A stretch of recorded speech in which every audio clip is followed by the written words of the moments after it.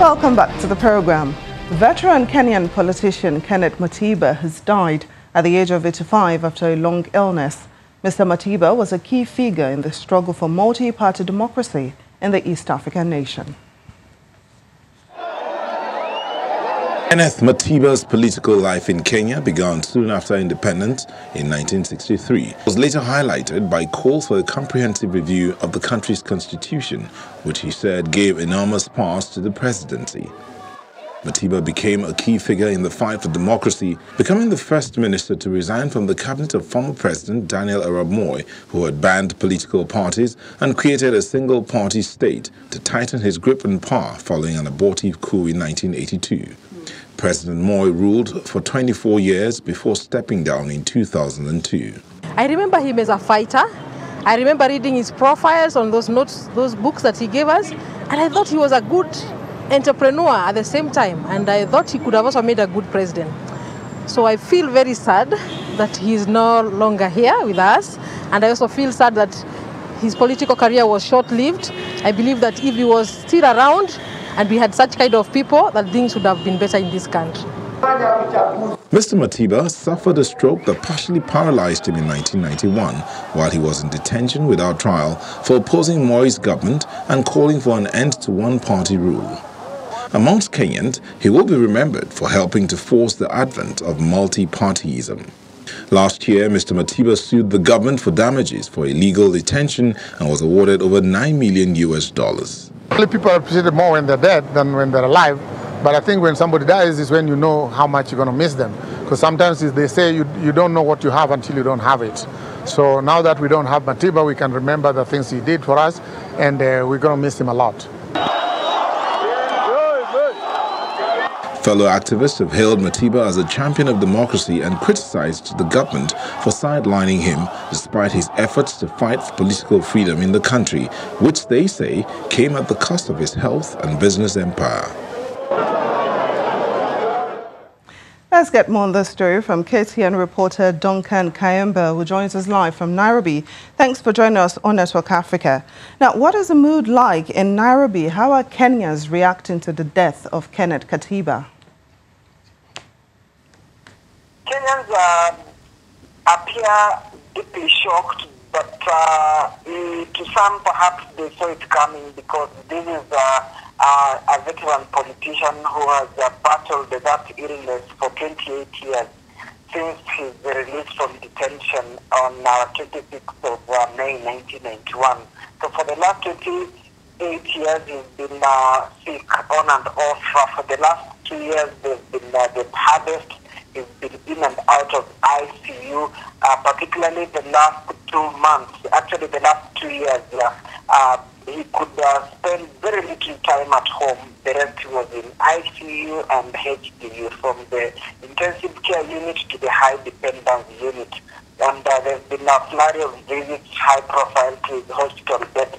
So to some, perhaps you might say, they saw it coming, they were psychologically prepared, but his death and the outpouring of emotions and reactions is what now is making the whole thing appear like it was unexpected. But in terms of his ailing, many saw it coming and they knew that his health had deteriorated for the last 2 years. So what about the government? Are there plans to honor him for his contribution to Kenyan politics? The noise has already started, the condemnation has already started, given the manner in which he was treated. Remember, because of his stand, the then Kano regime descended heavily on him, demolishing him politically, economically, physically, everything, and he's never recovered. All his properties were put under receivership. So he led a life of struggle, even in his sickness, even despite the court awarding him millions of shillings compensation. Last year, nothing much has happened. So you cannot actually tell how this will pan out. But the president, the current president, Uhuru Kenyatta, has been close to him. He's been paying him visits. Even on Sunday after he passed on, the president went to the hospital hospital where he had actually passed on before the body was moved to the morgue, met the family, and it is the president who made that official announcement. So we are not so sure what will follow, but even if they decide to honor him, definitely it will be the question of too little, too late, because the condemnation is already there, and many think that for the past 28 years, they have neglected him. So it's not something that maybe everybody will clap and say it was deserved.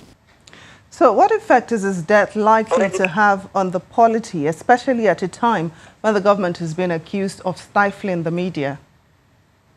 Already people have already started castigating the government that why did they neglect him, why didn't they find it at least even to treat him, because he was a multi-party crusader who pushed, who stood up to the one-party dictatorship and pushed until they repealed the constitution to allow a multi-party democracy in Kenya, but nothing has happened.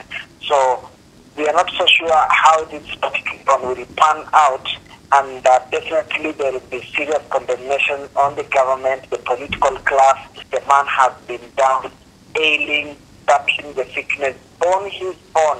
No high-profile visits except one or two, three politicians that we've been able to see their pictures, like the President, Uhuru Kenyatta.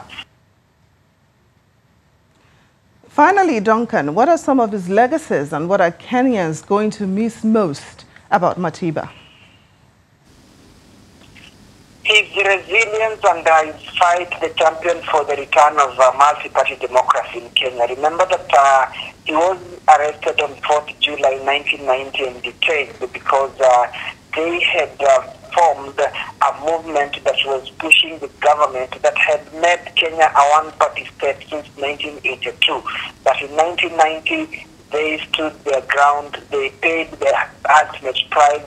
Unfortunately for him, his health, he paid the heaviest or the most deadly price now that his health deteriorated. So Kenyans look at those aspects of what he stood for in that particular period and the struggle and the ultimate price that he paid for the democratic space. Actually, he's referred to as the father of democracy in Kenya. So those are some of the deals that Kenyans will continue to cherish even as he is laid to rest.